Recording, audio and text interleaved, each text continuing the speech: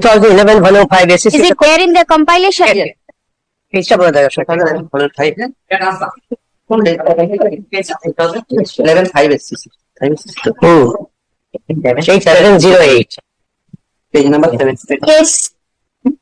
Now we kindly come to paragraph 32. Page number? Page kotto? 708.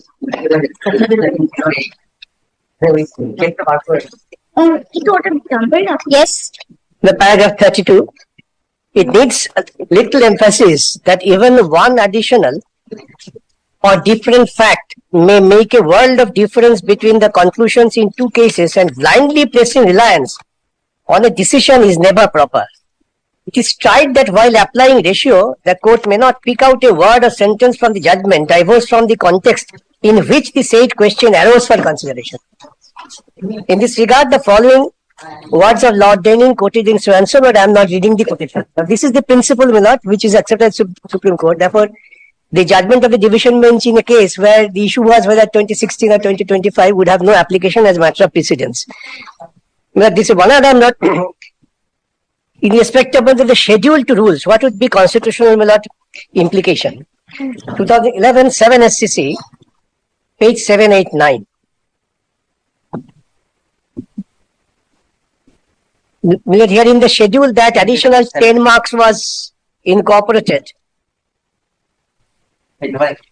Yes.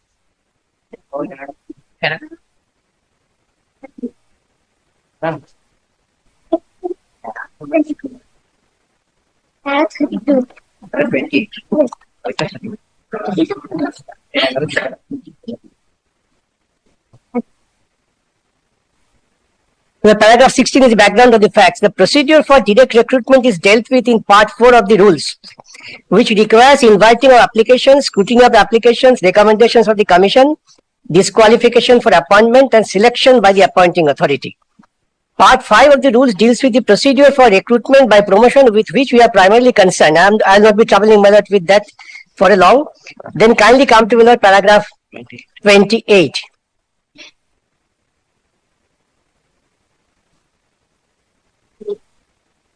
Rule 24(6) of the Rules 79 mandates that selection for promotion to all other higher posts or higher categories of posts in the service shall be made on the basis of merit and on the basis of seniority cum merit in the proportion of 50-50. In other words, 50% vacancies are to be filled up on the basis of merit, while remaining 50% in the promotion quota are to be filled up by seniority cum merit. The persons have to be within the appropriate position in the seniority list before they can be considered for promotion under the later category. Eligibility requirements have been specified under rules which candidates must satisfy to be considered under the seniority cum merit category. The other persons who are to be promoted to the post of DTO are on the basis of merit alone. Even if Schedule 2 of the rules does not exist, it is obligatory on the part of the respondent to evolve a methodology to make promotions purely on merit. Once the framers of the rules have intended to provide merit as the sole criteria of promotion, the appointing authority is not vested with the jurisdiction to waive the same or completely wipe out the same on a flimsy excuse such as one proposed in the present case. In the light of this, we now come to conduct the government, which we cannot but help to comment upon. Right from so and so, no examination has been conducted by the appropriate authority, despite the fact that they also issued notifications for holding exams on few of these occasions. If there was a representation from the Transport Inspectors Union, it cannot be considered as a sufficient cause or reason for not holding the examination for more than 10 years and causing serious prejudice to the candidates who might have been sufficiently meritorious to qualify in the exam and be considered for promotion to 50% of the post under the promotion quota. It is a matter of regret that the government can take such a stand before a court of law and expect the court to accept such a submission. It is expressly untenable. Once the rules stand clear, the authority concerned is expected to act in accordance with the law and not default the law. One who defeats the law by his unjustifiable, unsensible act is liable for the consequences of default. Now here, therefore, the schedule really destroys the principal rule that it must be on the merit and the selection method. Therefore, the schedule cannot be contrary to the statutory rules. This is the principle. Now, I come to the point that the persons whose selections have been declared null and void by the Supreme Court, they are untainted. They cannot get benefit Supreme Court judgment in another matter. This is 2003 volume 2 Supreme Court cases, page 673. 2003. Entry 30. Page number 467. 467. 67 for comment. 467. 673.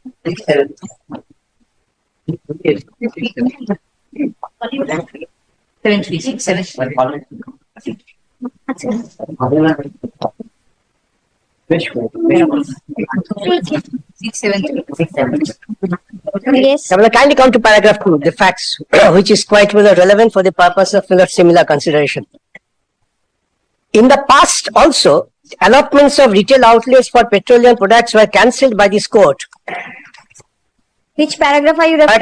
Paragraph 2. All right, 2.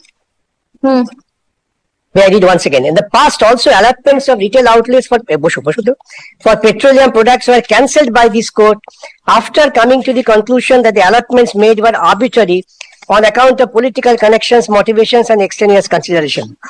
The tainted allotments were also cancelled by various orders of the High Court of Delhi. The allotments which are on merits and not tainted were not ordered to be cancelled.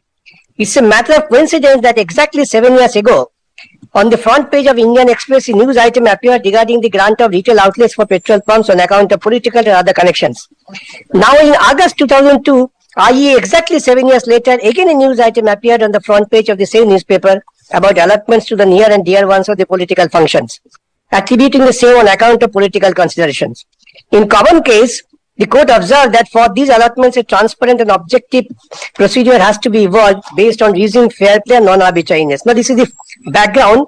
And now kindly turn to below the relevant portions, paragraph 27 and 35. Paragraph 27. Yes. Article 14 guarantees to everyone equality before law. Unequals cannot be clubbed. The proposition is well settled and does not require reference to any precedent, though many decisions were cited. Likewise, an arbitrary exercise of executive power deserves to be quashed. Is a proposition which again does not require support of any precedent. It is equally well settled that an order passed without application of mind deserves to be annulled, being an arbitrary exercise of power. At the same time, we have no difficulty in accepting the proposition urged on behalf of the government that if two views are possible and government takes one of it, it would not be amenable to judicial review on the ground that the other view, according to the court, is a better view. Then we will kindly turn to paragraph 35-36. From paragraph 34. In the case in hand, paragraph 34. The only reason for the Amas cancellation was that a controversy had been raised. There was no application of mind to any case. Admittedly, none of the cases was examined. In Silekha Vidyarthi, this court held that arbitrariness is writ large on the impugned circular. In state action, public interest has to be prime guiding consideration. In Silekha Vidyarthi case, it was held that the impugned state action was taken with only one object, in view, that is to terminate all existing appointments irrespective of the subsistence or expiry of the tenure or sustainability of the existing incumbents, and that by one omnibus order, the appointments of government council in the state were terminated. It was also noticed that no common reason applicable to all of them justifying their termination in one stroke or a reasonable ground had been shown. The position is similar in the present case. The expression public interest or probity in governance cannot be put in state jacket. Public interest takes into its fold several factors. There cannot be any hard fast rule to determine what is public interest. The circumstances in each case would determine whether the government action was taken in public interest or was taken to uphold probity in governance. The role model for governance and decision taken thereof should manifestly equity, fair play and justice. The cardinal principle of governance in a civilized society based on rule of law not only has to base on transparency but must create an impression that the decision making was motivated on the consideration of probity. The government has to rise above the nexus of vested interest, nepotism and eschew window dressing. The act of governance has to withstand the test of judiciousness and impartiality and avoid arbitrary or capricious action. Therefore, the principle of governance has to be tested on the touchstone of justice, equity and fair play. And if the decision is not based on justice, equity and fair play and has taken into consideration other matters, though on the face of it, the decision may look legitimate, but as a matter of fact, the reasons are not based on values, but to achieve popular accolade. the decision cannot be allowed to operate. But after having, my lord, the declaration from the highest court, which is again repeated by the court in last order, the order is final, that all these appointments are void. You are trying to give them appointment. Here, my lord, that's where paragraph 2 is placed. Some allotments were cancelled. You again wanted to bring them back to a different way. And that's this, my lord, Supreme Court says this is against, I'm tempted to not repeat this. The government has to rise above the nexus of vested interest. And nepotism and eschew window dressing. This was an attempt to window dress. The act of governance has to withstand the test of judiciousness and impartiality and avoid arbitrary or capricious actions. Therefore, the principle of governance has to be tested on touchstone of justice, equity, and fair play. If the decision is not based on justice, equity, and fair play, it has to be taken into consideration other matters. Though on the face of it, the decision may look legitimate. But as a matter of fact, the reasons are not based on values, but to achieve popular accolade. Now, I am constrained to make reference, that after the Supreme Court judgment, the highest governing authority said, I don't bother about Supreme Court judgment. I have methods to see that these people are taken back to the job. We can't simply ignore this, or the public will. And court must take judicial notice of this fact. That's to accord the public accolade, if you say so. After having the judgment of Supreme Court, this is bad. And Supreme Court re-emphasizes on the last day, when all attempts are made to see that these appointments which are sought to be made are not interfered with by different applicants. And the next is, paragraph 45.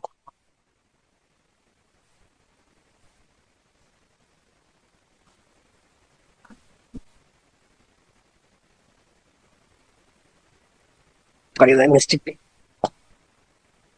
The solution by reasoning to cancellation of all. The solution by resorting to cancellation of all was worse than the problem. Cure was worse than the disease. Equal treatment to unequals is nothing but inequality. To put both categories, tainted and the rest, on a par is wholly unjustified, arbitrary, unconstitutional, being violative of Article 14 of the Constitution. It is apparent from the guidelines that the dealership and distributorship were provided to be given to the allottees as a welfare measure. Even in respect of open category, there is a limitation for the income, so and so, but that is in the fact of the case. Therefore, once they were cancelled, paragraph 2 have started, they are tainted. They cannot be put at par with the persons like freshers. And you wanted to bring them, giving the additional 10 points. These are all not in consonance with the constitutional governance.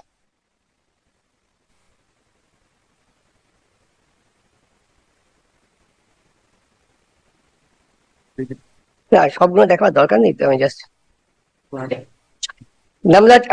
I was just refer to the part of judicial review for the rules are concerned.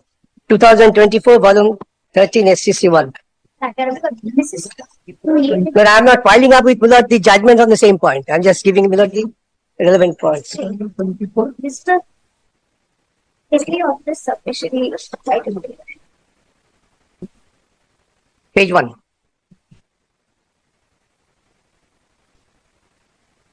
Entry number 9.6. 9C1. Page number 230. Volume 1.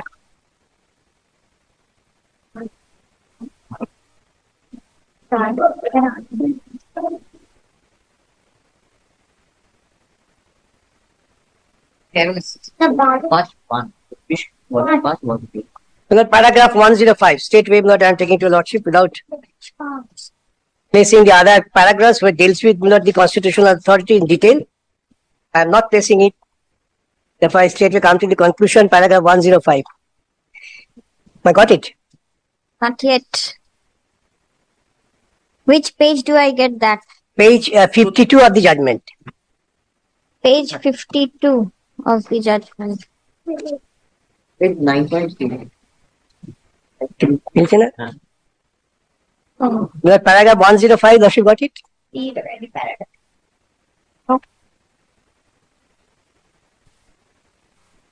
Which page in the compilation will it be? Start from page number 230.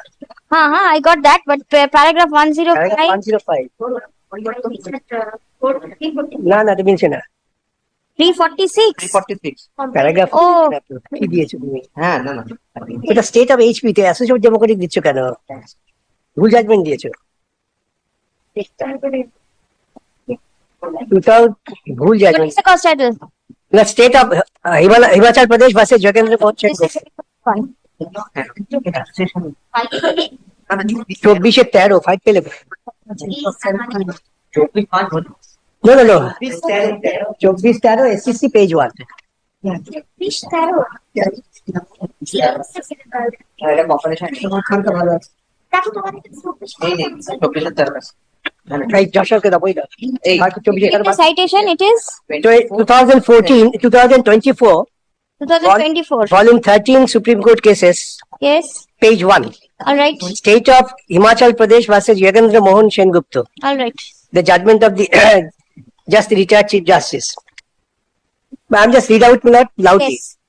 it could thus be clearly seen that this court, even when a provision in the constitution enabled parliament to make a law, thereby excluding the powers of judicial review, except under article 136 of the constitution, held that the power of judicial review vested in the high courts under article 226. And this court under article 32 of the constitution is an integral and essential feature of the constitution, constituting part of its basic structure, and therefore the power of high courts and this court to test the constitutional validity of legislation can never be outstayed or excluded. This court further goes on to observe the power vested in the high courts to exercise judicial superintendence over the decisions of all courts and tribunals within the respective jurisdiction is also a part of the basic structure. And always a point is sought to be taken that this judicial review is beyond the purview of going to the policy decision. Here this is no. This is the basic structure of the constitution. Though the constitution enabled Supreme Court only under 136, this court says no, this power is vested in the High Court under Article 226 also. Therefore, this court not has a power to interfere. And while we are summing up on these points, another important judgment I feel is necessary. But once a statute was declared virus by the Supreme Court, but subsequently again, Milord, when the matter went up to the Supreme Court declared that ultra virus. Supreme Court, it is permissible. This is a constitution, is a dynamic document. AI 1986 Supreme Court. page number 1 I'm sure the many voices would come that the justice so mentioned in division decided so and so, therefore you can't do this. Though according to me, Justice Shane Millard had no occasion to deal with this. But this is AI 1986 Supreme Court 1444.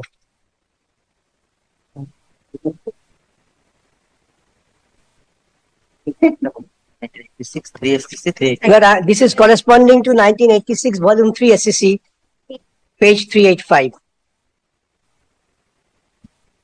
These principles have been reiterated later also, that I have not brought those judgments just to show that this is the basic judgment. What triple code? Joshua AI আর দেয়া আছে। SCC দিয়েছো?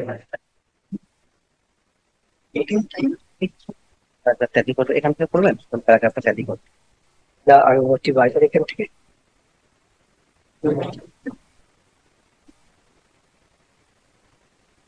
Not the paragraph 4 I shall rely upon. The paragraph begins with this counter affidavit.